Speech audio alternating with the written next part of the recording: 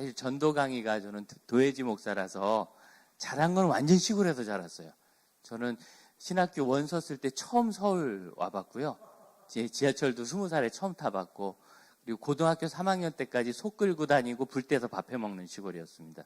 지금 그렇게 살아서 시골은 나름대로 이해는 잘하는데 제주도는 또 그러기엔 너무 도시예요.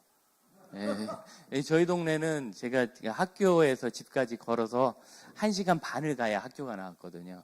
그리고 꼬박 걸어 다니는 산촌, 서산에 그런 데가 있느냐고 누가 그럴 만큼 산촌인데, 오지에서 있다 와서 시골 경험은 너무 후지고, 지금은 도예지에서 목회를 계속 해와가지고, 층이 지는 일일까 좀 걱정을 하는데, 오히려 우리 목사님들이 고민을 많이 하신 분들이라서 그 내용을 제 계획 의도보다 더 잘 이해하시는 것 같아서 감사하고, 이제 요 뒤에 사이사이 대화 나눌 때 추가적인 질문이나 의견을 말씀해 주시면 오히려 제가 좀 많이 배우게 될 것 같습니다.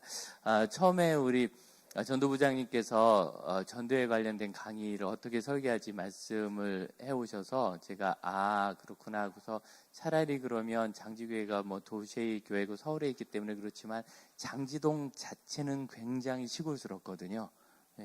그래서 이게 한 모델이 될 수 있으니까 장지교회 스토리를 오히려 좀 나누는 것이 더 낫지 않을까 그런 생각을 해보고, 그 안에서 나오는 것 안에서 우리가 교회에 대한 이해와 목회에 대한 전망을 좀 가지면 좋겠다 하는 생각을 해봅니다.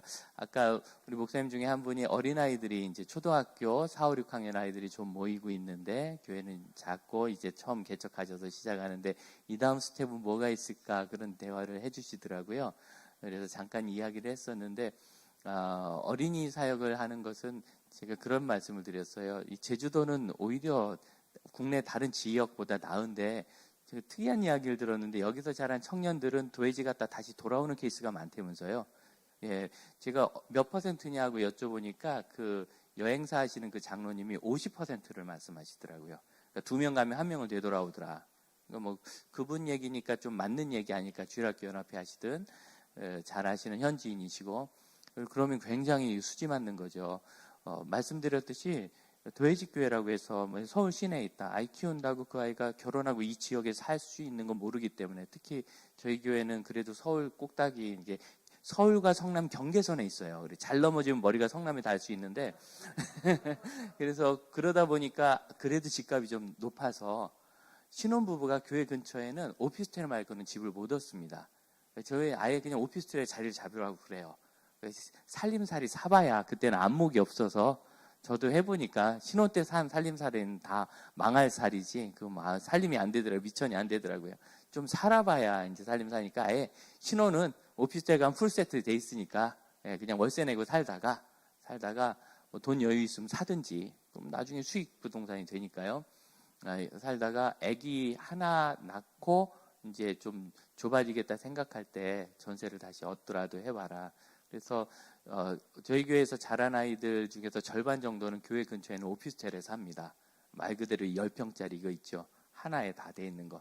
괜찮아요. 딱 하나 옷방이 부족한데 옷방은 친정을 사용해라. 그래서 친정에다가 계절별로 옷을 교체하러 다녀오너라 이렇게 해서, 거기 가면 또 좋은 강점이 있잖아요. 엄마가 빨래를 해준다는 좋은 강점이 있기 때문에 계절 빨래가 어려운데 새댁들은 이렇게 해서 살다가 최근에도 아이를 이제 낳아가지고 뭐 분양받아 가는 신혼부부 특별공급료 이런 거 분양받아 가는 친구들도 있고 그렇습니다. 그래서 저희 동네만 해도 이렇게 자란 친구들이 결국 거주지, 아이 낳고 교회에서 멀리 가면 1시간 되는 거리를 차로 오기가 어려워요. 멀미를 해서. 도심교통에서는 아이들이 멀미하니까 한번 교회 오다가 멀미해가 2번 하면 그 다음부터는 포기를 할 수밖에 없습니다. 그래서 떠나게 되고, 그런데 절반 정도는 돌아온다면 아마 제주 규모에서는 어디에서 살든지 자기 모교회에 올 수 있을 것 같고, 20년 뒤에는 30살 그리고 30년 뒤에 40살 된 그 아이들은 정말 좋은 내 평생의 동반자가 될 수 있을 것 같아요. 초등학생들을 이렇게 교회 오게 하면은 그 다음에는 무슨 일을 할까? 저는 중학교 2학년 때부터는 교회학교 보조교사를 시킬 것 같아요. 예. 여기 계신 목사님들 뭐 손 들어볼 필요 없이 저보다 선배님들이라 다 그렇지만 되게 고등부 때 주일학교 교사 하셨을 거요. 요즘에 그걸 안 해요. 베트남에 있는 장로님이신데 이분이 늦게 거의 선교 가셔서 저 진실하게 잘 하십니다. 들어오셨다가 나가면서 우리 교회 들려서 교제도 하고 뭐 차도 마시고 하면서 목사님 제가 예전에 교회학교 그 이제 남설노회가 그때 교회학교에서 전국에 잘하는 노회 중에 몇 노회가 이제 남설노회였는데 남설노회가 교회학교 잘 모일 때 본인이 뭐 연합회장도 하고 교회 부장도 하고 그랬는데 그때는 전도사님이 없었다 부서에. 그럼 교사들이 돌아가면서 설교하다가 부활절이라고 목사님 사모님 한 번 와서 설교해 주시면 그렇게 좋아했고 그렇게 하면서 했는데 그러다 보니까 교회 말씀 사역의 질은 좀 약했나 싶기도 한데 그 대신 갈망이 있으니까 교사들이 세미나 들으러 더 많이 다녔고 교사 강습회 같은데 그리고 본인들이 직접 섬기니까 열심도 많아서 사실은 훨씬 더 활기 있어졌다. 근데 교회가 좀 성장하고 여유가 되니까 교육전도사님이라는 처음 들어보는 그 장로님 처음 들어본 명칭이죠. 지금은 교육전도사가 일반적인 명칭이 됐지만 신학생 전도사님을 만나본 적이 없다가 교육전도사님들을 부서별로 쭉 두면서 그분들이 쭉 나가니까 교사들은 좀 뒤처지고 오히려 교회는 역동성을 잃었다. 그런 것들이 아쉽다. 그 이야기를 하세요. 강릉에 있는 교회인데 그 장로님이 그 전국 장로회에서 임원도 하고 그러셨거든요. 만나가지고 어느 캠프에서 만났는데 목사님 우리 교회도 그래도 뭐 크진 않아도 뭐 조그만 건물에 성도들 뭐 100몇십 명 되는데 전도사님을 못 구해요. 전도사님을 좀 보내주세요. 그리고 거기 가실 전도사님 소식이 없고 가도 보통 신참들이 가고 한 2년 지나서 할만하면 서울로 다 튀어요. 본인도 배워야 되니까. 그 목회자 입장에서는 충분히 그럴 만한 일입니다. 그걸 가지고 시골 교회인데 무시하고 우리한테 안 온다라고 말하기는 어려운 케이스죠. 그때 강화에 지금은 이제 담임 목사님이 총회 저기 사무국장을 하시는데 사무국장 맞나? 사무총장? 예. 그런데 이 목사님 교회가 임마누엘 교회가 강화도에서 꾹 아주 초기 개척 단계부터 하셔서 30년 넘게 목회하시면서 성도는 200명 좀 안 되는데 교회학교 아이들이 200명이래요. 거짓말 아닐까. 제가 가보니까 교회학교 교실을 이렇게 밭에다가 비닐하우스 안에 교육관을 차렸어요. 여기가 그 도로가 확장될 예정이어서 추가 건축이 안 되는 겁니다. 정말 이렇게 생긴 시골교회 있죠. 옆에 종탑 있는 교회. 그 예배당 안에 저 어깨를 붙이고 청소년이 앉으니까 딱 200명 앉더라고요. 장의자에. 정말 어깨를 붙이고 앉는 겁니다. 빡빡빡빡빡빡 성냥개비 이렇게 넣듯이. 그러니까 장년들이 여유있게 앉으면 100명 정도밖에 못 앉을 시골교회. 그리고 교육관을 못 짓게 하니까 비닐하우스 위에 이렇게 보온 덮개 덮고 그 안에 에어컨 시설 같은 거 이렇게 해가지고 그 교회 예배당보다 훨씬 더 좋아요. 시설이. 처음에 그거 짓고 들어가라니까 막 성도들이 항의가 많다가 몇 달 지나더니 우리가 쓰면 안 되느냐고 서로 그런다. 예, 그래요. 갔더니 정말 아이들이 200명이 거기 쭉 앉아 있어요. 어찌 된 겁니까? 그랬더니 처음에 전도사님 모셔오면은 이분은 이제 어린전도협회에서 꽤 사역을 하셨던 분이에요. 그리고 대한교회에서 부목사 하시다가 그쪽으로 청빙 요청이 오니까 교회에서 가라고 그러셔서 갈 생각이 없었다가 느닷없이 가가지고 그렇게 지금까지 쭉 사역을 하신 건데 가서 사역을 하면서 전도사님 어쨌든 모셔왔대요. 본인도 대한교회에서 본 대로. 너무 경험이 없는 신대원 1학년생들 하다가 뭐 학부생들 한 2년 돼서 계속 가르치는 거죠. 뭐 신방은 어떻게 하는 거다, 헌금 예배는 어떻게 하는 거다. 그럴 수밖에 없잖아요. 좀 할만하면 간다는 거예요. 그렇게 한 6, 7년 하다가 그만둬 버렸대. 이건 이래선 대두를 안 낸다. 그러면서 그대로 교사들을 양육하기 시작했는데 그 교회학교에 어린이 부서 1명, 유치부서에 1명, 2분의 부장이 다 여자 권사님, 집사님인데 어린이집 원장님들이세요. 지역 어린이집 원장님들. 그분들이 직접 운영을 하는데 쉽게 하면 이렇게 얘기하세요. 학교 앞에 전도를 나간다. 부활절이다. 계란 나눠주잖아요. 다른 게 이렇게 싸가지고 스티커 붙여서 오는데 여긴 막 어린이집 스타일로 이렇게 만들어 갖고 오니까 다른 교회가 계란을 가지고 왔다 그냥 가지고 간대요. 차마 그 옆에선 그 계란을 못 내민대. 그러더니 아예 학교 앞 전도는 이 교회 그냥 다 양보를 해버렸대요. 게임이 안 되는 거예요. 게임이. 그리고 이분들이 이제 목사님이 전도협회에서 하셨으니까 아까 말씀드렸던 어린이 전도는 잘 되던 시절이잖아요. 쭉 훈련을 시켜가지고 그분 중에 한 분이 인천으로 이사를 가서 할 수 없이 부서를 그만두고 이제 인천교회로 옮겼는데 3개월 만에 부서가 막 무너지는 거예요.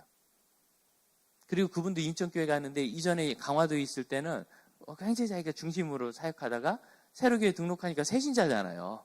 답답하고 은혜가 안 되고 신랑도 불신자였다가 아내 따라 교회 좀 나오던 사람인데 재미를 못 느끼고 그러던 차에 목사님 만나서 다시 오면 안 되나 저도 다시 가고 싶어요. 그래서 인천에서 강화도까지 주일마다 섬기러 가요. 그리고서 다시 교회 학교가 회복됐어요. 이 케이스 이야기를 제가 그대로 해드렸는데 너무 안타까운 건 그 장로님과 그 이 목사님이 아주 친한 분이세요. 사역도 같이 하고. 그런데 이 목사님은 강화도에서 평신도와 동역하는 목회를 이미 하고 있고 그거로 인하여 상당한 성공을 거두었는데 같이 늘 다니는 이 장로님은 본인 교회에서 전도사님 와서 우리 교회 학교 안 맡아주나 이 생각만 하고 있는 거예요. 누가 내 양을 대신 키워줍니까? 세상에 그런 분은 없습니다. 우리 목사님들 잘 아시지만 가끔은 있긴 한데 금방 다른 교회 담임 목사로 가요. 가끔은 있는데. 그리고 청년사역 잘하는 목사님 좀 추천해 주세요. 제가 청년사역을 오래 했다고 누가 그러는데 제가 그랬어요. 청년사역 잘하는 분이 왜 당신 교회 부목사로 가냐? 개척하지. 청년은 작년인데.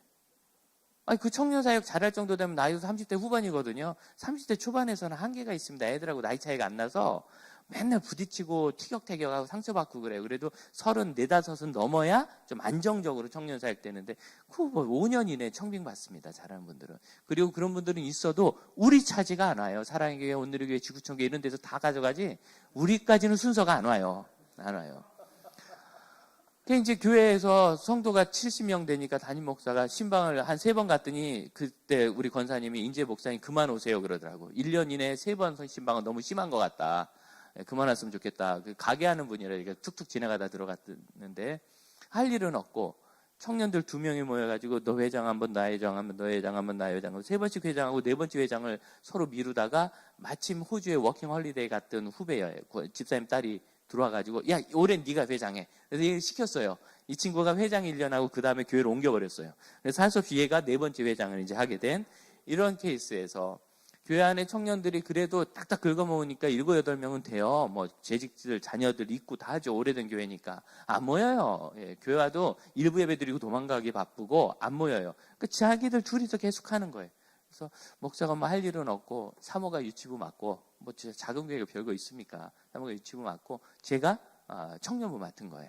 그리고 주일학교는 가서 1부 예배와 2부 예배 사이에 얼른 가서 15분 설교해주고 도망오고 저도 이제 주일 사역을 해야 되니까 이렇게 해서 사역자 한 명도 없이 두 부부가 사역을 한 겁니다. 2명 청년들을 데리고 뭐 다들 바쁘죠. 주일날 되면 이 친구들은 1부 예배 때 와가지고 1부 예배 영상부터 시작해서 저녁 예배까지 잘 섬기고 가끔 사고를 내요. 그 중에 한 명이 야구를 너무 좋아해. 그래서 예배 시간에 야구 보다가 야구 화면이 나오고 막 이랬어요. 그래도 우리 다 이쁘게 보는 거죠. 뭐 우리 작은 가족 같은 교회 다 그렇지 않습니까? 시간이 없으니까 뭐 평일 저녁에도 만나고 새벽에도 만나고 금요 예배 끝나고 리더 훈련 시키고 라면도 엄청 끓여 먹이고 똑같은 거 그거 한 거예요. 청년부 사역할 때 했던 거. 그러면서 이제 하나씩 둘씩 붙기 시작해가지고 그 청년들이 이 지금 이제 소그룹에 모이는 인원만 코로나 이전으로 220명 됐습니다. 그러니까 청년들이 300명 출석해도 소그룹에 안 오거든요. 자, 그냥 부모님하고 예배 왔다 말고 120명 넘어갈 때가 제일 어려웠던 것 같아요. 오히려 작을 때는 한눈에 들어오고 100명 넘어가니까 한눈에 안 들어오는데 이 일을 누가 맡아줄 사람은 없고 아직 중간 리더십이 안 돼요. 그러니까 소그룹 리더가 있고 담임 목사가 있으면 그 중간을 채워줄 리더십들이 있어야 되는데 이 중간 리더십이 없어가지고 많이 어려웠습니다. 청년부가 한참 부흥하던 시대에 청년 사역의 제일 큰 이슈는 중간 리더십이었어요. 소그룹 리더는 많아요. 그리고 잘하는 애도 있고 못하는 애도 있는데 이 소그룹 리더가 중간 리더가 돼가지고 5개 정도의 셀을 운영하면서 그 셀 리더들을 양육할 때 이 5명의 셀 리더들이 이 리더를 인정을 안 해요. 예, 서로 뭐, 네, 뭐 이래놓고 치고받고 맨날 상처받고 교회 떠나고 이런 일이 생겨서 이 중간 리더십 세우는 일이 이제 우리에게 평신도 동역하는 사역에서 제일 중요하고 어려운 고비인데 100명쯤 넘어갈 때 그런 문제가 생겼어요. 그래서 거기서 한 1년 반 꽂아갖고 막 100명에서 130명 가는 데는 한 1년 반 걸리더라고요. 거기까지는 뭐 쑥 올라왔는데 그럴 때 두란노 생명의 삶에서 인터뷰를 좀 하자고 연락이 왔어요. 그래서 목사님 청년 얘기를 좀 들었는데 첫 질문이 뭘 전화로 물어보는데 막 짜증이 났어요. 저도 바쁘고 급한데 이게 전화로 해서 설명도 잘 안 되겠고 그래서 그냥 한번 오라고 내가 밥 사준다. 그래서 왜 담임 목사가 청년부를 맡냐 이걸 물어보더라고요. 뭘 대단한 게 있는 줄 알고서 내가 솔직히 얘기했어요. 맡을 사람이 없어서 그랬더니 다시 연락이 안 왔어요. 지금도 미안한 마음입니다. 그분이 원하는 대답을 좀 해주고 내가 만났어야 되는데 사실 그렇죠. 저보다 더 잘할 사람이 있으면 제가 왜 그걸 하겠어요. 잘할 사람이 없으니까 해줄 사람이 없으니까 맡은 거죠.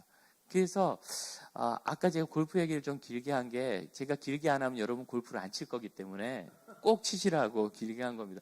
앞으로 너무 중요합니다. 이게 제가 청년부를 할 때요, 청년 리더 25명을 토요일 날 리더 훈련을 시키는데 19에서 21명이 남자였어요.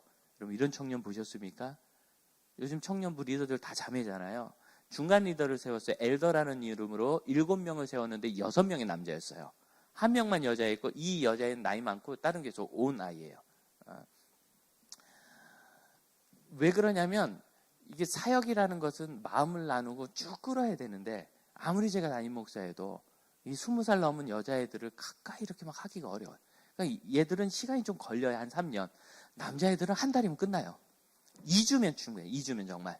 상처를 많이 받은 애일수록 양육이 쉬워요. 왜냐면 주변에 아무도 친구가 없으니까 나밖에 없어 이건. 그래가지고 뭐 별것도 아닌 일을 막 전화해. 제가 담임 목사인데 그래서 이런 철딱선이 없는 놈들이 있나 이런 생각을 할 만큼 이렇게 친구처럼 지내고 같이 사역을 하고 양육하고 전도하는 일들 계속 돕고 그럼 이제 한 명이 와가지고 다 그냥 지우고 말다가 5명에 한 명은 갑자기 서너 명을 어디서 데리고 와요. 차례로. 그 아이들 중에 절반 정도는 또 정착하고 청년들은 정착률이 조금 더 높습니다. 대신 떠나는 율도 높습니다. 한 2년 있다가 갑자기 사라지고 이런 케이스가 많아요. 그래서 하는데 자매들은 좀 어렵죠. 장년부를 해보니까 장년 남자가 잘 들질 않아요. 청년들은 등 두드려주고 금요기도에 나오라고 윽박지르고 야단치고 혼내고 밥 사주고 뭐 목욕탕 가면 되는데 남자 집사들하고는 이게 쉽지 않더라고요. 그래서 남자 리더십들이 안 서서 고생 많이 했습니다. 중간 리더들을 장년부에서도 세웠는데 목양강사라는 이름으로 여성들 5명은 바로 쭉 세웠어요. 작년 가을에 남성 2명을 세웠거든요. 여기 10년 걸린 겁니다. 그러니까 장년 남성은 양육이 그만큼 어렵고 하지만 어느 교회든지 지금 장년 남성을 양육하지 않으면 미래를 바라보기가 어렵습니다. 점차로 차세대 숫자가 줄어들기 때문에 얼만큼 줄었느냐 15세 이하를 기준으로 해서 20년 전에 45%밖에 안 됩니다. 20년 전에 100명이 지금 45명이에요. 20년 전에 10살짜리 100명이었다면 지금은 10살짜리가 45명밖에 안 돼요. 교회학교 아이들이 급격하게 줄어들고 요즘 서울대 연고대 가는 애들 숫자가 적잖아요. 주변에 찾기 어렵죠. 옛날에 저희 다니던 시골에도 1년에 2-3명씩 서울대 갔거든요. 요즘에 한 명도 못 가요. 적게 뽑아요. 학교 개수는 그대로인데 숫자가 서울대 그 신입생 숫자가 20년 전에 60%로 줄어들었습니다. 서울대 연고대. 그러니까 숫자가 굉장히 줄었기 때문에 옛날보다 거기 다니는 애들이 적은 거예요. 그러니까 문이 좁아졌다기보다는 그냥 젊은 애들이 줄어든 겁니다.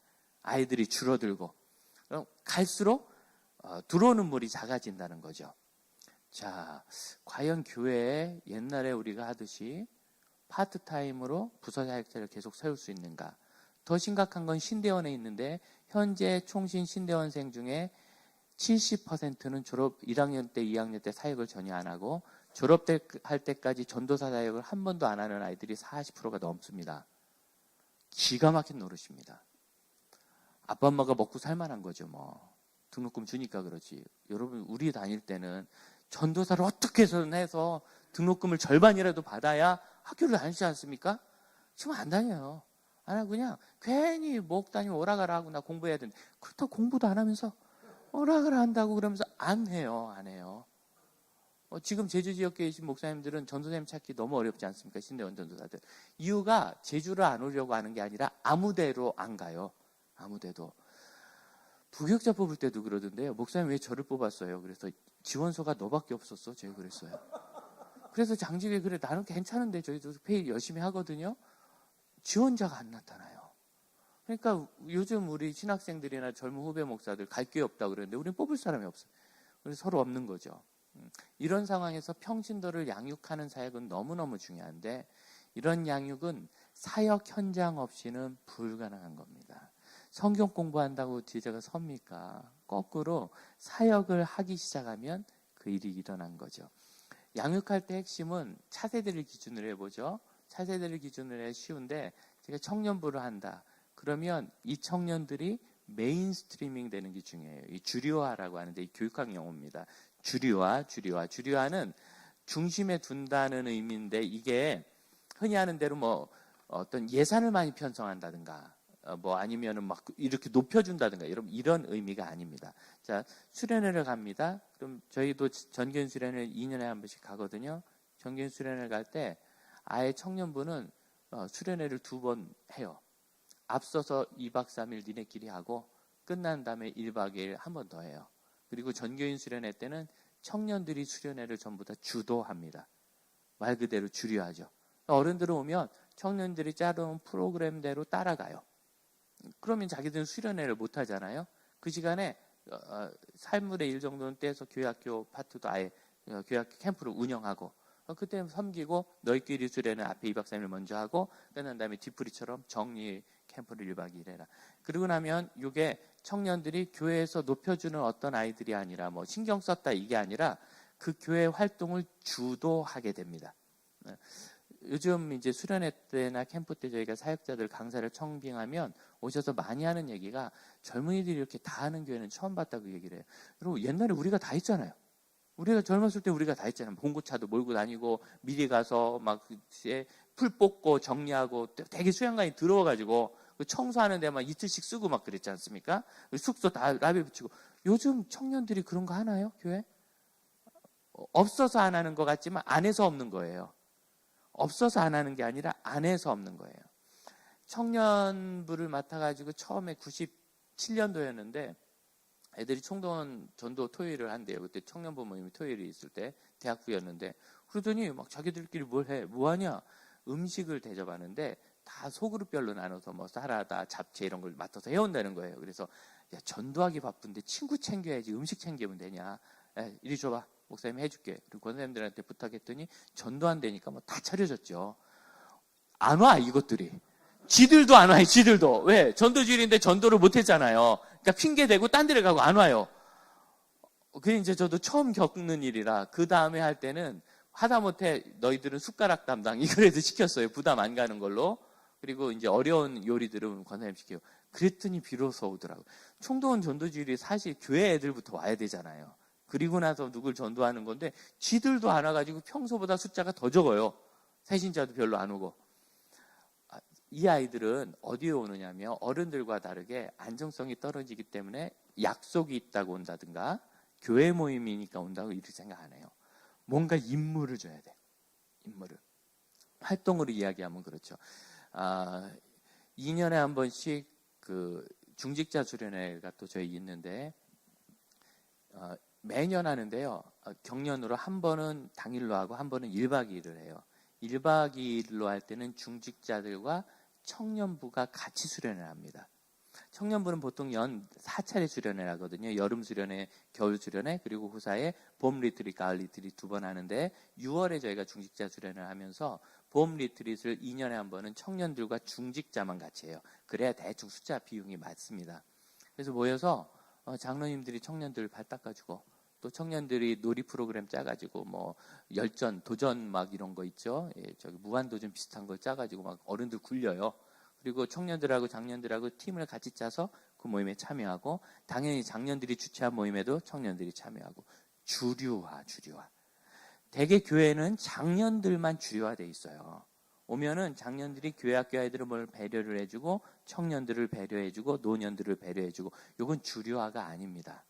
주류화는 그 사람들이 거기 공동체 중에 하나로 그대로 참여해서 자기들이 주권을 가지고 활동을 하기 시작하는 거예요. 이렇게 되면 이 특이한 일인데요. 청년들의 결혼식에 어른들이 가서 부조를 해요. 대개는 부모가 그 교회 다녀야 가잖아요. 부모가 안 다니는 교회 청년들은 어른들이 모르죠. 근데 저희는 청년들이 리더를 2년 이상 하면은 이미 어른들과 교제가 충분히 되기 때문에 그 청년이 결혼할 때 적지 않은 장로님 권사님들이 와서 축하한다 그러고 부조를 해요. 그 아이들 부모들이 신기합니다. 나는 그 교회 안 다니고 시골에 있는데 우리 애 도시에 보냈더니 거기서 무슨 청년부 리더한다고 그러더니 어른들이 와서 부조를 하고 와서 인사를 하고 하거든요. 이게 쉽지 않습니다. 이렇게 쭉 주류해 나가는 거죠. 주류화의 제일 큰, 동역화의 제일 큰 적은 글쎄 제가 보기에는 교육전도사님들이세요. 이거 내일인데 왜 성도가 하나 이렇게 많이 해요. 내일인데 왜 부장이 하냐. 내일인데 왜 교사가 하냐. 그래서 제가 불러놓고 그렇게 말합니다. 난 내일인데 누가 해주면 너무너무 좋더라. 다른 일 또 할 수 있으니까. 여러분 되게 일에 목록을 쌓아놓고 다 못 따라가고 계시잖아요. 누가 해주면 얼마나 좋아요. 누가 해주면 그거 맡기거나 또 다른 거 할 수 있잖아요. 전도사가 얼마나 보는 시야가 좁으면 교사가 뭐 한다고 삐져가지고 내일 한다고. 그분이 전도사님 대신 내가 설교하겠다고 나서면 그 담임 목사가 불러가지고 신학교 갔다 오면 설교시켜준다 이렇게 협박을 좀 해야 될 일이지만, 그러지 않고 교회 학교 부서의 일을 열심히 한다면 다만 대화나 합시다. 이 정도 얘기하면 되죠. 모르게 하지 않도록. 그 이상 뭘 할 수 있을까? 여러분 주류화 개념이 교회 안에서 굉장히 중요하다 생각하고요. 그렇게 하게 되면은 이 사역을 어떻게 세팅하느냐 하면 그 다음부터는 이념적 세팅이 아니라 필요에 의한 세팅이 되는 겁니다. 아까 말씀드렸듯이 왜 담임 목사가 청년부를 하는가? 필요하니까. 근데 제가 해보니까 청년부는 담임 목사님이 하는 게 맞는 것 같아요. 다른 부서는 모르겠지만 얘들은 어른이잖아요. 어른, 성인. 이렇게 해서 오히려 그 간사님 정도를 작은 청년부 같은 경우는 세우고 이 간사님이 아이들 신방이나 이런 부분들을 좀 하도록 하고, 작년 신방을 내가 할 테니까 그리고 토요일 리더십 훈련을 요 간사님이나 전도사님이 전담으로 맡습니다. 그래서 그런 일들을 하고 주일 사역은 요즘 도회지교회는 오후 예배를 드리긴 하는데 잘 못 모여요. 저희는 오후 예배를 주일 4부 예배로 바꿔서, 그때 이제 처음엔 3부 예배였는데 하나 늘어나면서 4부가 됐어요. 4부 예배는 그냥 주일 낮 예배로 드립니다. 청년들은 주일 4부 예배, 젊은 예배 오는데 구성상 90% 정도는 싱글 청년들이 오고 10% 정도는 장년들 중에 그런 젊은 예배를 좋아하는 분들이 오세요. 그 느낌이 좋아서 오기도 하고, 또 오전에 내내 무슨 사역하느라고 예배를 못한 사람이 오후에 주일 예배를 드리기 위해서 오고. 그럼 장년들은 뭐 하냐면 그 시간에 성경 공부를 합니다. 코로나 이전에는 선택형 성경 공부가 주일날 4과목 정도 열렸어요. 한 과목 정도는 이제 저희 교회 바로 앞에 선교회가 있는데 GP 선교회에서 제가 오랫동안 교제하면서 잘 교제한 선교사님이 국내 안식년인가 이런 거 들어와 있을 때 한 달에서 3달짜리 과정을 만들어서 그분이 강의를 하시고, 그리고 3과목은 우리 부교역자들 그리고 이렇게 하는데 아침에 한 과목이 열리고 오후에 3과목이 열립니다. 그래서 대부분은 오후에 3과목을 듣고 나는 꼭 오후에는 교육이가 어렵다 하시는 분은 오전에 들어요. 그러면 주일 오후 예배 시간에 여유가 생기잖아요. 그때 이제 젊은 예배를 하는 거예요. 제가 주일 4부 예배니까 똑같이 주일 예배처럼 설교하고 대신 아이들에게 좀 맞는 청년 설교를 하고, 그 끝나고 나면 이제 소그룹 모임을 자기들끼리 갖지요. 어른들은 그 시간에 성경 공부를 하고 끝나면 집에 가시고, 이런 구조로 해서 필요한 만큼 사역을 만들어가고 있습니다. 이런 사역. 지금도 그 얘기는 항상 해요. 많은 선배들이 장지교회가 뭐 다른 건 이해가 되는데 어떻게 그 지역교회가 청년들이 많이 모이냐. 지금 청년 잘 모이는 교회는 초대형 교회들밖에 없으니까. 그러면 되게 선배들이거든요. 형님이 직접 하십시오. 거기 부목사님 청년부 맡을 때 그분이 잘하는 분도 계셔서 잘할 수 있지만 대개는 그렇게 하기 어렵습니다. 직접 하시고, 그럼 부목사 뭐 하냐. 토요일 날 리더십 훈련에 집중하라고 하십시오. 그 아이들 키워야 되잖아요. 주일 예배나 소그룹 훈련으로는 성장이 고순도로 되긴 어려워요. 그렇게 해서 가도록 해가지고 청년 사역까지 현재 되어 있습니다. 여기까지 좀 절반 정도 지났는데 혹시 여러분 질문이나 나누실 말씀이 있으면 좀 하기를 원합니다. 오전 강의에 연관되는 것도 괜찮습니다. 예, 목사님.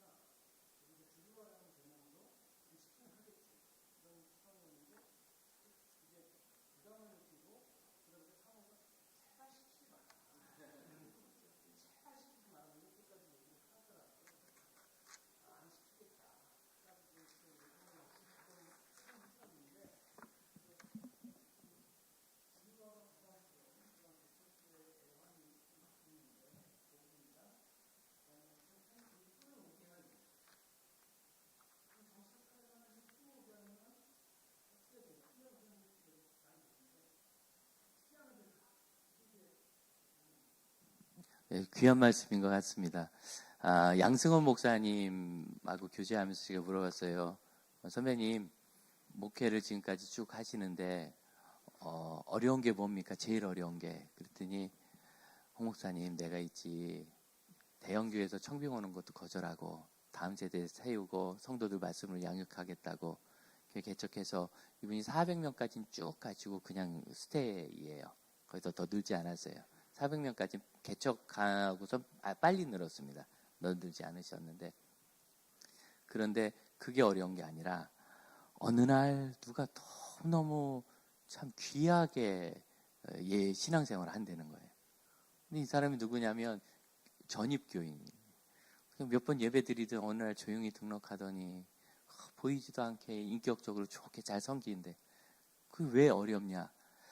나는 뭔가 나는 15년, 20년을 성도 정말 내가 대형 교회도 안 가고 이렇게 헌신하면서 양육하는데 안 변해. 안 변하는데 이 어느 교회에서 누가 어떤 방법으로 양육했길래 이렇게 훌륭한 사람이 나타나는가? 나는 뭔가? 나는 왜 못하나? 그게 괴로웠대요. 양 목사님 엉뚱한 소리 하시는 분이 아니거든요. 굉장히 진지하세요. 나이 먹더니 더 진지해져서 요새 이제 꼰대라 부르는데 그렇게 되셨어요. 그냥 하는 얘기가 아니라 진실한 얘기입니다. 그러니까 전입성도가 항상 상처가 많은 것도 아니고 전입성도가 항상 위대한 것도 아니고 전입성도는 전입성도예요. 그래서 그 개인을 좀 살펴야 되는데 지금 아름다운 가지 장지교회 저희 교회를 풀어서 그렇게 부르는데 왜냐하면 장지에 그럼 자꾸 눈 감고 천국 가는 게 묵상이 된대요.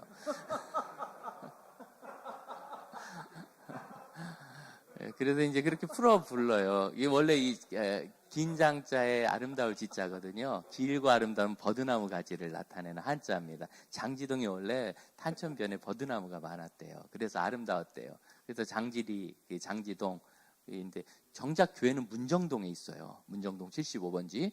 하지만 장지역에서 가까워서 장지교회가 됐는데 아름다운 가지 장지교회 초기에 전이 보는 성도들이 딱 목사님 말씀하는 그랬어요. 뭔가 좀 열심히 할 것 같아서 맡기면 좀 이따 사고 치고 교회 안 나오고 많이 떠나고. 예. 그래서 제가 너무너무 답답해서 이제 그 다음에 여전도사님 한 명, 그 다음에 전임 목사님 한 분이 이렇게 동역을 해줘서 사례도 못 드리는데 오셔가지고 같이 사역을 했는데 제 불러놓고 밥 사주면서 얘기했어요. 작은 교회에 오는 사람들 이유가 뭐겠냐. 되게 상처가 많고 마음이 소심해서 오지. 나는 작은 교회를 섬기는 헌신을 하겠다고 오는 사람 없다. 우린 다 상처받고 오는 사람인 줄로 알자. 사실 그랬던 시기가 저희도 있었습니다. 초기 한 4년 그런 것 같아요. 그런데 최근에는 오히려 양 목사님 느낄 것 같은 그런 정말 귀한 헌신하는 분들이 좀 많이 등록하는 편인 것 같아요. 그래서 우리 동역자 여러분이 현재 교회 규모가 작다면, 개척교회라면 오시는 분들이 대부분 뭔가 마음의 상처라든가 또 관계성의 문제를 가지고 오시는 분일 확률이 높습니다. 주류화라는 것을 항상 사역만 보지 말고, 그럼 거꾸로 교회 사이즈가 저도 작을 때는 교회가 일하는 것 자체가 적었어요. 말씀드렸듯이 교회 학교에 리더 한 명을 세우는데 7년이 걸릴 만큼, 그때는 우리 교회가 500명 넘어갈 때거든요. 그런데도 7년이 걸리다. 야, 마음처럼 안 돼요. 근데 쉽게 올 땐 되게 쉽게 와요. 어떤 건 훅 와서 쉽게 이렇게 되는데, 안 되는 건 잘 안 돼요. 그래서 좀 천천히 가시는 건 필요하되, 제가 청년부 기준으로 얘기한다면 청년들도 똑같아요. 큰 교회 안 가고 작은 데 올 때는 둘 중에 하나죠. 상처를 많이 받았거나 독신의 은사가 있어서 혼자 살라고 오는 얘들밖에 없는데 이런 친구들하고 제가 소그룹을 계속 하면서 오래 걸렸습니다. 근데 빠른 애는 빨라요. 그래서 한 친구는 완전히 유교적인 가정에서 큰 아이고, 아무도, 정말 집안 식구 아무도 배경이 크리스찬이 없는데, 교제하는 여자애가 우리 교회 이제 집사님 딸이라 걔랑 교제하면서 교회를 와서 1년 반 잘 다녀서 그 다음에 청년부 회장을 시켰어요. 그때 우리 청년부가 한 100여 명 됐습니다. 그러니까 그것도 대단한 거죠. 예수 믿고 1년 반 만에 청년부 회장이 됐으니까. 항상 그런 건 아닙니다. 그 친구가 이제 지금 차기 안수집사 후보거든요. 결혼을 안 해요. 너 왜 안 하냐 그랬더니, 여자애가 그 가정이 해체 가정이었는데 상처가 있으니까 안 하려고 그런데, 그냥 사귀고 끝난대. 그래서 불러가지고 살살 꼬셔서 결혼을 시켰어요. 아기를 안 낳아요. 너 왜 안 낳냐? 여자애가 안 낳으려고 그런데. 그래서 살살 꼬셔서 얼마 전에 아기를 낳았어요. 그리고서 얼마 전에 둘이 부부싸움을 하고 찾아온 거 보니까 이제 여자애가 활동을 할 시기가 된 것 같아. 애 다 키우고. 인생이 이런 변화죠. 이렇게 빨리 정착되는 케이스도 있지만, 그거보다 훨씬 더 오래 걸리고 상당한 시간이 지났는데도 기여하는 사람이 되지 못할 수도 있어요. 그건 사실입니다만, 그러나 길게 잡아도 10년? 꾸준히 양육하면 무엇인가 섬길 분야는 생깁니다. 그래서 이걸 케이스 바이 케이스로 두고 싶고, 아까 우리 목사님이 하신 얘기 중에 두 번째 중요한 논점이 있는데, 전도가 오늘 주제잖아요. 전도에서 수평이동을 어떻게 볼 것이냐 그랬을 때, 한국교회를 해치는 관점 몇 개가 있는데, 제가 보기에는 교회 세습이라는 용어. 사실은 교회는 세습이 안 되죠. 공동회의 통과해서 3분의 2 받아야 되는데, 대통령도 40%대 되면서 3분의 2가 이게 쉬운 거 아니거든요. 아무리 담임 목사가 꼬실레이션을 해도 성도들이 들어먹질 않죠. 성도들이 보기에 저분 어려서부터 봤는데 말썽도 피우고 했지만 정말 괜찮은 목사님 되셨다. 그래야 3분의 2가 나오는 거지. 특히 우리 장로교회 같은 경우. 그런데 그걸 세습이라는 단어, 그걸 모르겠어요. 좀 표현이 그렇습니다. 감리교회처럼 감독제 이런 데 권한이 있는 데라면 파송을 해버리니까 세습이란 말이 어느 정도 먹겠지만, 우리는 공동회의 3분의 2 쉽지 않거든요. 이렇게 만들어놔가지고, 초대형 교회야 그런 일 없지만, 작은 교회들, 참 아버님이어서 그 성도들도 원하고 본인도 원해 목회할 만한 길을 자꾸 좋은 글씨를 붙이고 시작하는 것 같아요. 저는 사랑의 교회 이런 데 얘기를 하는 건 아닙니다. 하지만 사랑의 교회도 세습 아닌데 굉장한 내용을 겪었잖아요. 웬만한 리더십 아니고 못 들었을 겁니다. 세습 아닌데 충영교회, 우리 교단 제일 큰 교회잖아요. 대통령 나온 교회. 얼마나 고통을 겪었습니까? 마지막에 막 크게 어렵고. 그러니까 그게 다 답은 아닌 것 같아요. 또 하나가 수평이동이라는 말입니다. 수평이동. 여기에는 어떤 부정적인 개념이 있느냐면, 이 교회에 싫어서 저 교회, 저 교회에 싫어서 저 교회, 이런 개념이 있어요. 물론 그런 성도들도 있는 거 맞습니다. 하지만 대부분은 교회를 열심히 섬기다가 어쨌든 버텨보려고 하다가 너무너무 관계 어려움이 해결 안 돼서 어쩔 수 없이 옮기는 그런 케이스도 있고, 또 제일 많은 거 이주나 이런 걸 통해서 오는 분들이 있어요. 이걸 수평이동이라는 말을 딱 붙임으로써 이런 건 진짜 초대형 교회나 갖다 붙일 만한 얘기입니다. 저와 여러분 교회는 여기 혹시 2만 명 모이는 교회가 있으면 모르겠는데 5천 명 미만으로 모이는 교회는 해당이 안 되는 단어예요. 세습도 세습은 좀 다르지만 수평이동은 해당이 안 되는 단어고, 대한민국의 크리스찬 숫자가 20%잖아요. 이 이야기는 복음화가 될 만큼 됐다는 뜻입니다. 아까 우리가 미얀마 영상을 보고 저도 또 기도하고 그러면서 참 우리 제주노회가 우리 선교사님들과 귀한 동역을 잘하고 있다. 진짜 기쁨이 있었는데 대부분 미얀마에서 사역하는 목사님들이 전체 인구의 90% 가까운 버마족 대상으로 사역하는 선교사들이 없습니다. 10년 이상 장기 선교사 중에서는 3가정밖에 없어요. 미얀마에 100가정이 있는데 선교사가. 나머지는 아까 얘기했던 친, 까친, 까렌 같은 여러분, 까친 같은 경우에는 97%가 크리스찬이에요. 97%. 그래서 거기 애들을 만나가지고 니네 정말 97%가 진실한 그리스도인이냐 그랬더니 청년들이 아니래. 그럼 얼마나 되냐 그랬더니 한 95% 된대요. 그 얘기 같은데. 예. 아까 제가 이 피딩하는 음식 나눠주는 그 지역 영상에 나온 걸 보니까 거기는 기독교 지역이 아닌 것 같아요. 여러분 기독교 지역은요 깨끗해요. 거리가. 길거리에서 자주 된다는 생각이 들 만큼 깨끗하고 사람들도 굉장히 단정하고 도시 분위기가 시골 분위기가 밝습니다. 대부분 미얀마 정부군하고 붙어 싸우는 게 이제 까렌족 전사들 이런 사람들이 이제 다 크리스찬 종족들이에요. 예. 그래서 적게는 한 60% 이상 크리스찬. 대한민국 20%인데 부족의 60%, 많게는 97%가 크리스찬인 이런 분들. 예. 까렌, 친, 까친 이런 3개 그리고 뭐 하나 더 있는데 요 정도 종족의 97%의 선교사님들이 사역을 합니다. 너무 안타까운 건 이 버마는 60개 언어가 넘게 있거든요. 부족만 60몇 개고 언어는 그보다 더 많아요. 지방 언어가 더 많아요. 그래서 같은 까친족인데 산맥을 넘어가 있는 사람들하고 말이 안 통해요. 못 알아들어요. 중국처럼 표준어가 없어요. 버마어가 표준어지만 지역으로 가면 전부 다 자기네 부족 언어, 부족 중에서도 동네말을 써요. 이쪽 동네 같은 족인데도 못 알아들어요. 그러니까 사역은 할 수 있는데 문제는 그분들이 버마족을 향하여 안 나가요. 왜냐하면 예전에 영국 통치 시대에 버마족을 통치하기 위해서 소수민족을 똑똑한 소수민족 말 잘 듣는 사람들을 지렛대 삼아서 버마를 통치했는데 그분들이 다 기독교화 종족들입니다. 까친, 까렌, 친 같은. 그러니까 버마족 입장에서는 옛날에 일제에 부역했던 종족인 거예요. 그래서 그게 험합니다. 그래서 버마족을 향해 나가지 않더라고요. 굉장히 좀 안타까운 일이죠. 이와 같이 우리가 교회에서 뭔가를 섬겨나갈 때 자기의 한계들을 좀 뚫어내지 못하는 성도들이 있는 건 맞습니다. 근데 그것 때문에 너무 그렇게 마음에 스트레스 받지 마시고요. 본인 편할 대로 좀 그건 그냥 두셔도 될 것 같아요. 다만 어떻게 빨리 가능한 한 교회 안에서 공동체에서 섬길 수 있도록 해나가는가.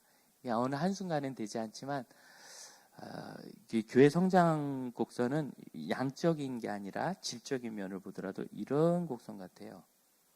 그래서 처음에는 10년 가도 눈꽃만큼, 20년 가도 눈꽃만큼. 근데 어느 날 물꼬가 터지면 갑자기 확 올라가는. 지금 장지교회는 나이로 얘기하면 신생화산 같은 시기라 그 결과가 어떻게 나오느냐. 같은 교세에 비해서 다른 교회보다 헌금이 절반 미만이 나와요. 이 정도 한 1000명 정도, 제가 이제 아이들까지 그 정도 출석한다 그랬는데, 1000명 정도 모이는 교회, 1년 예산이 어떻게 되느냐. 그럼 서울에 뭐 송파권 얘기하지도 말고요. 서울 경기 묶어서 평균 쳐도 거기에 절반이 안 돼요, 저희 교회가. 그러니까 그만큼 새신자나 전입신자가 많다는 거죠. 새신자한테 헌금 가르치는 건 정말 스님 회개시키는 것보다 어려운 것 같아요. 너무너무 어렵고. 근데 새신자가 어디서 헌금을 배우느냐? 기존 신자의 헌금에서 헌금을 배워요. 한 번은 우리 순장 하나가 새로 순장 후보를 추천하라 그랬더니 누구를 추천해요. 그래서 제가 조용히 불러서 미안한데 그분이 11조를 안 한다. 순장을 시키긴 좀 어렵다. 처음에는 그래도 시켰어요. 일꾼이 없으니까. 근데 결국 자기 믿음대로 가더라고요. 그래서 그랬더니 깜짝 놀라면서 아니 그분이 11조 안 하냐 그랬더니 그분 배경이 이렇고 집안도 다 불신이고 자기는 직장생활 하지만 자기 버는 돈이라도 좀 하면 좋은데 남편 눈치도 보고 그런 것 같다. 이 순장이 무슨 재주를 부렸는데 그 다음 주부터 11조를 시작해요. 그 다음 달부터. 여러분 이게 믿기십니까? 그래서 지금 우리 교회에서 제일 앞서가는 여성 젊은 리더가 됐어요. 딱 하나 아쉬운 게 헌금이었거든요. 여러분, 내 물질이 있는 곳에 마음이 있다고 예수님이 알려주신 걸 무시하면 안 됩니다. 이거는 제 얘기가 아니라 예수님이 주신 팁이잖아요. 홍세용 목사의 팁이 아니라 예수님의 팁인데, 어느 성도가 헌신할지를 보고 싶냐? 물질이 있는 곳에 마음이 있다. 그리고 예수님이 우리에게 가르쳐 주신 거라고 할 수 있어요, 거꾸로. 그래서 그분이 하는 거예요. 원주에 있는 교회인데, 이 교회가 지금 한 800명 모입니다. 개척한 겁니다, 이 목사님이. 개척해서 교인이 250명 되고, 예배당을 어떻게 한 200평짜리 대지를 구해서 지었어요. 외곽 쪽에. 지었는데, 1년 예산이 7천만 원이었어요. 왜? 거긴 진짜 개척해서 온 사람들이에요. 그러니까 새로 막 이사 오고 이런 사람들 어떻게 개척해가지고 새신자들이 그렇게 찬 거예요. 11조 교인이 없어요. 근데 여기 어느 날 재밌는 분이 오셨는데, 서울에서 대학 교수를 하던 장로님 부부가 은퇴하고 원주에 있는 학교로 한 3년 이런 교수로 오셔가지고 그 교회가 건강하다고 등록하셔서 이분이 다음 세대를 막 몰고 다니는 은사가 있는 평신도 리더였어요. 그래서 젊은이들 데리고 노는 게 뭐냐면 주일 오후에 축구차기.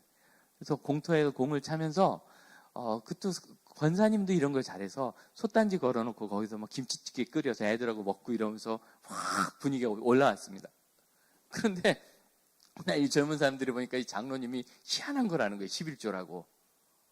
장로님 그게 뭐예요? 장로님이 그걸 가르쳤어요. 그해 연말에 이 장로님이 봄에 오셔가지고 11조를 여름, 가을에 가르쳤는데 연말에 결산이 2억 3천이 났습니다. 예산이 7,700이었는데. 그러니까 이거는 우리 목회자들이 하기 어려운 영역이거든요. 눈물 흘리고 기다릴 수밖에 없는 면도 있어요. 섣불리 가르치려고 하면 꼭 내가 오늘은 정말 주님께 헌신하려고 그러는데 해필이면 목사님이 헌금설교해서 교회 안 나온다고 이러는 정말 해필이면 성도들이 꼭 나오더라고. 예. 그래서 좀 그런 면이 있습니다. 혹시 대답이 됐으면 감사하겠고요. 여러분, 수평이동이 아니라 전입성도입니다. 우리 교단 헌법에 보면 전입해서 갈 때는 이명서를 주어서 보내도록 돼 있습니다. 보내도록 돼 있어요. 예, 보낼 수 있는 겁니다. 저도 보내고 여기 중직자가 좀 불편한 마음으로 나갈 때도 있어요. 저에게 아직도 있어요. 예, 있으면 제가 인사하고 가라 그래요. 죄 짓고 도망가냐? 뭐 담임 목사가 싫을 수도 있지. 본인이 도망가지 저는 인사시켜요. 네, 그렇습니다. 선물도 주고 네, 선물을 잘 줘요. 네. 그래서 다 가고 싶게. 혹시 또 다른 질문? 다음 주제를 쑥 넘어가 보도록 할게요. 자, 그렇게 해서 사역이 어느 정도 피면 그 다음에 고민하셔야 되는 것이 전문 사역 영역입니다. 약간 아쉬운 게 우리 한국 성도들은 세상에 없는 특별한 직분이 있지 않습니까? 서리 집사. 여러분, 근데 이게 흉보고 욕할 게 아니라 서리 집사가 왜 생겼느냐? 외국 같으면 이렇게 헌신하는 사람이 없을 정도로 교원 지 얼마 안 된 사람이 열심히 봉사하니까 집사 권사 되기 전에 일단은 먼저 직분을 주자. 그래서 집사 서리 집사잖아요. 총리 서리처럼. 그래서 이게 전혀 나쁜 의미가 아닌데 이걸 무슨 명예나 탐하는 사람처럼 누가 꼭 그렇게 안 좋게 얘기를 해. 내가 뭐 목회 못하는 인간인 것 같아. 제가 보기에는요, 서리 집사 아니라 서리 목사를 줘도 되겠어요. 얼마나 헌신자라고 귀하게 봉사하는데요. 진짜 그렇죠. 군목인 제 친구가 그래도 민간교회 성도들 정말 착하다고 그렇게 헌금하고 그러면서 맨날 회개하고 더 어려우면 또 투덜거리면서 또 봉사라 그러면 하고 그런다고. 군인교회는 서로 그런 게 없다고. 2년 뒤에는 이사 갈 거니까 2년마다 보직을 옮기잖아요. 그런 게 없다고. 근데 그 이야기 할 때 제가 많이 공감했습니다. 어린이 전도회 얘기를 하면 어린이 전도회는 전 세계 5개 대륙별로 교재 판권을 가지고 있어요. 대륙별로 교재를 낼 수 있는 권한을 받은 거예요. 그런데 한국은 유일하게 나라로 그 권한을 받았어요. 교재 출판권을, 자체 출판권을. 그만큼 열심인 겁니다, 한국 사람들이. 외국의 어린이 전도자들 일주일에 한 번씩 어린이 전도 모임하면서 대다 나갔는데 한국에 열심히 있는 사람은 일주일에 7개, 10개도 해요. 이런 열심이 없습니다. 그러니까 한국 한 나라에서 1년 동안 어린이 전도한 통계가 전국에 40만이었거든요. 코로나 이전에. 40만, 나머지 전 세계를 합친 것만큼 많아요. 그만큼 열심히 섬기는 나라고 그런 민족성이 있기 때문에 교회 집사 서리가 있는데 문제는 영영이 서리예요. 믿음이 좀 자라야 되는데. 그럼 그가 믿음 자라지 않는 것이 그의 문제만 있을까? 우리 목회자들이 그를 전문적인 동역자로 좀 양육할 마음이 있는가 하는 부분입니다. 이런 일들은요, 대개는 내부에서는 어려워요. 왜냐하면 전문적인 양육이라면 그 양육을 해줄 그 코치 마스터가 있어야 되는데, 마스터 되는 사람이 개교에 별로 없잖아요. 있어도 하나 둘이지 전 분야에 없으니까 요건 아웃소싱을 하시게 됩니다. 아웃소싱. 예를 들면 저희 교회는 레크레이션 전문가가 몇 있어요. 청년들 중심으로 잘 노는 애들, 노래 좀 좋아하는 애들을 레크레이션 전문 강사 자격 과정에 교회에서 돈 줘서 보냈어요. 그래서 여러 명 보냈는데 그 중에 2명이 성공했어요. 성공해서 지금까지 꾸준히 교회 여러 가지 사역이 있으면 그 친구들이 진행을 하는데 외부에서 강사 오신 것보다 훨씬 나아요. 그래서 실력은 그분이 높지만 우리 교회 특성을 모르잖아요. 이 친구들은 우리 교회 특성을 아니까 잘 교회에 맞춰서 합니다. 뭐 이런 거죠.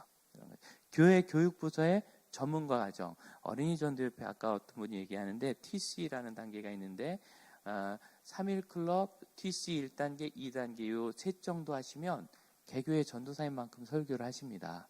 그 2단계 훈련을 마친 집사가 교회에서 어느 날 주일 오후에 이제 애들이 그냥 놀고 있으니까 데려다가 그 프로그램을 그냥 했거든요.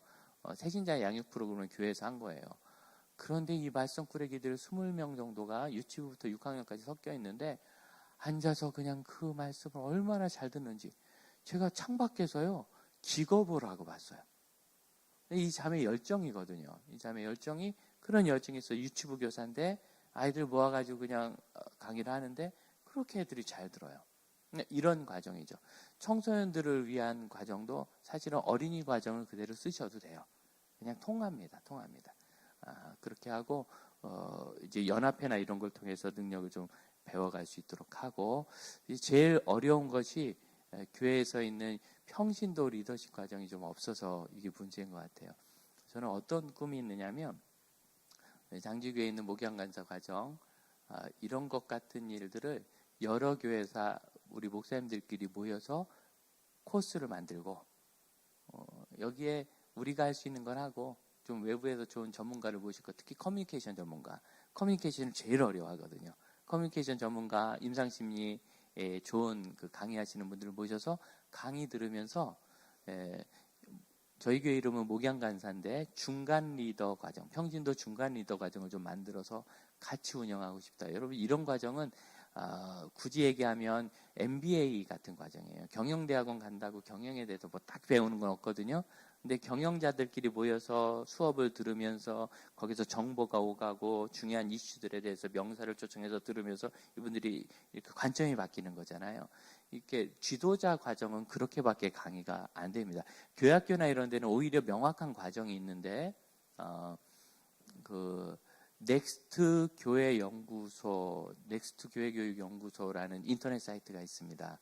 그 어느 교회 집사 한 사람이 인터넷 강의 전문 회사에 있다가 나오면서 이 일로 교회를 섬겨보자 하고서 연 건데, 거기에 참 좋은 강좌들을 올리고 그걸 꾸준히 이렇게 조각적으로 들어서 어떤 교사 마이스터 과정 같은 걸 할 수 있도록, 목표는 최상급 직전까지 가는 겁니다. 마지막 최상급은 오프라인 강의를 해야 되니까.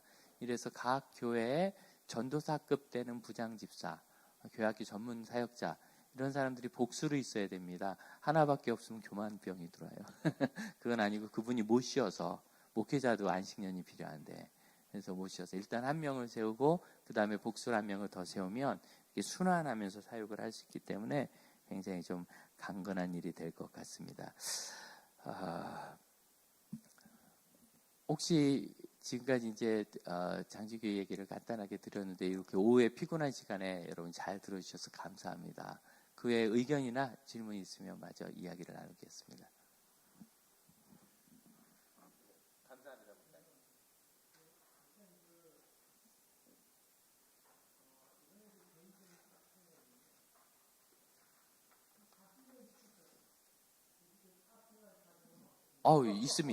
있습니다. 예, 있습니다.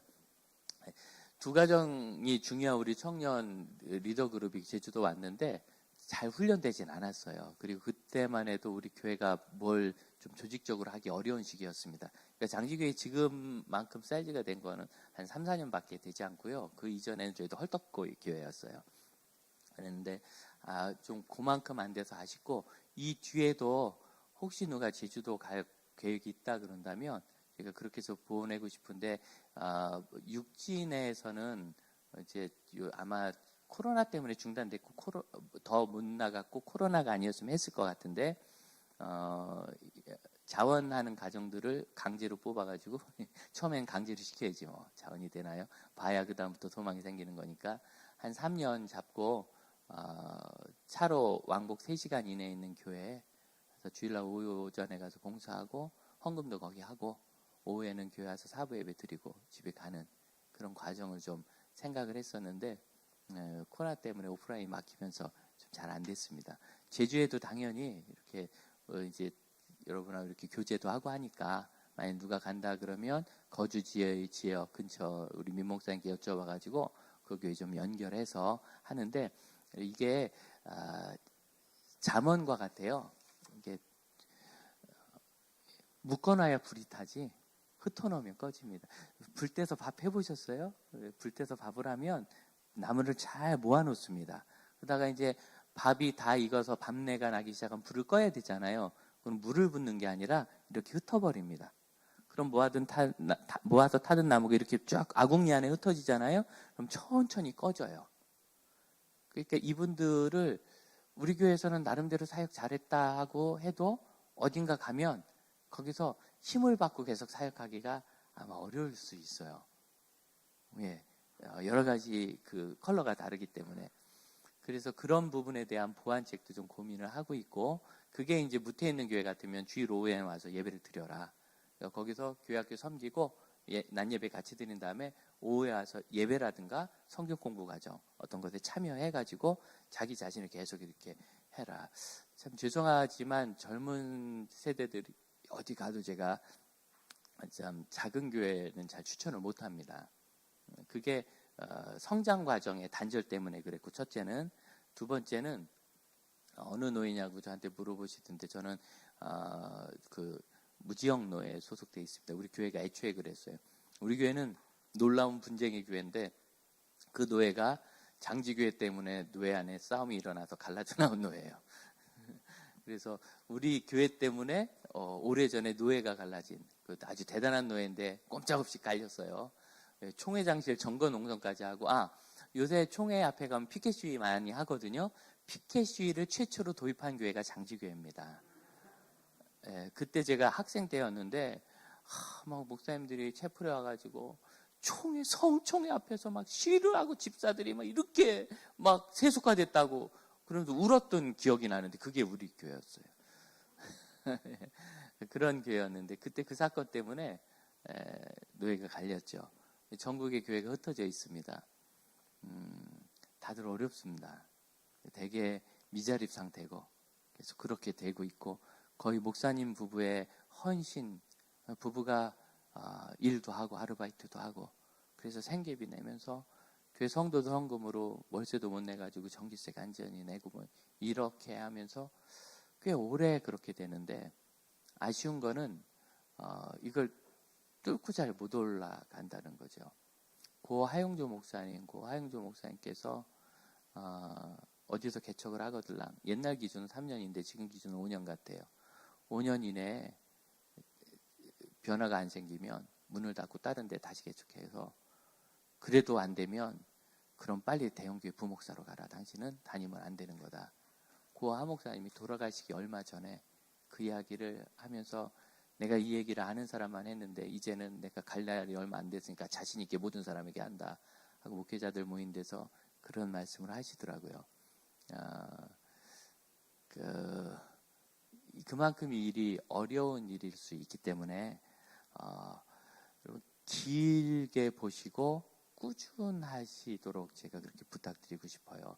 저희 교회는 개척교회 같이 시작했습니다. 제가 그 장지교회 스토리에 도입 부분의 이야기를 했는데, 저를 청빙하고자 했을 때 제 요구는 둘이었어요.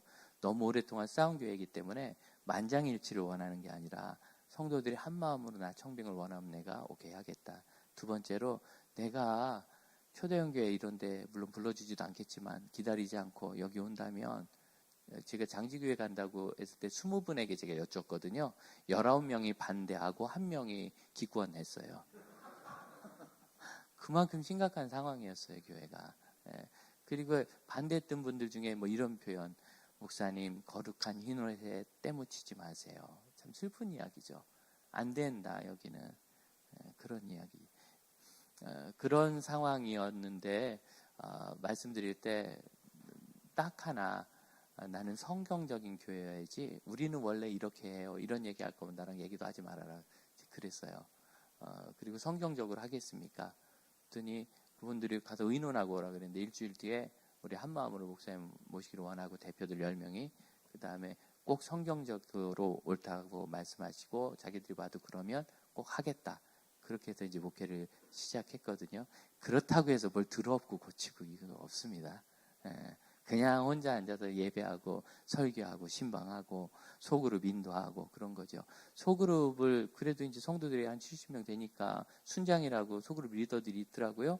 그래서 성경 공부를 인도하는데 전 그냥 뭐 바쁘게 다니까 막 인도하고 가고 3주 지났는데 분위기가 영 이상해요. 그래서 왜 그러냐 물어봤더니 한 번도 성경 공부를 안 해봤대요.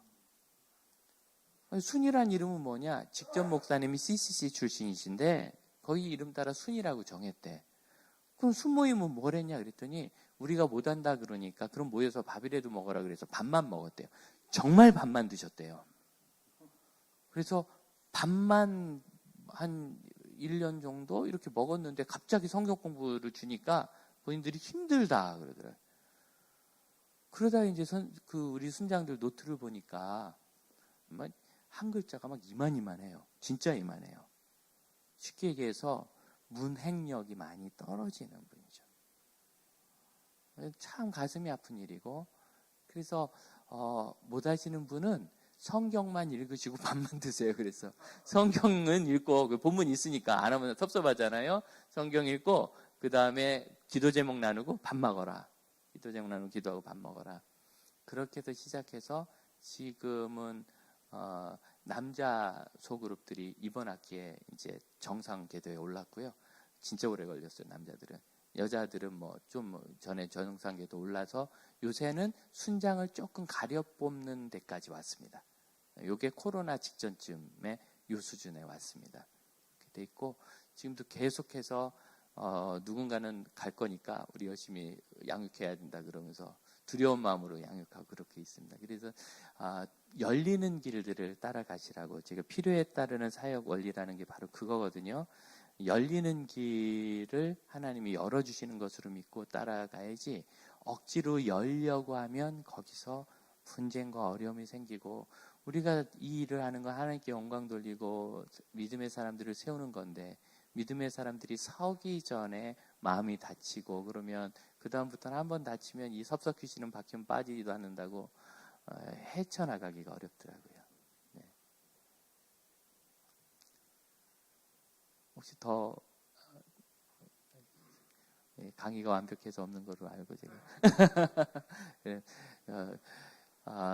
제가 여러분을 정말 존경하고 사실은 제가 여기서 이렇게 떠들 자격이 없는 목사라는 걸 잘 압니다. 오히려 제주 와서 우리 목사님들 동역자분들 이야기를 들을 때마다 도전을 많이 받고, 심지어 조금 뺀질거리는 제가 후배 하나를 데리고 와서 여기서 만났는데, 교회 가서 그 친구가, 기억하실 거예요. 그 친구가 몇 달을 막 마음에 고민을 하더라고요.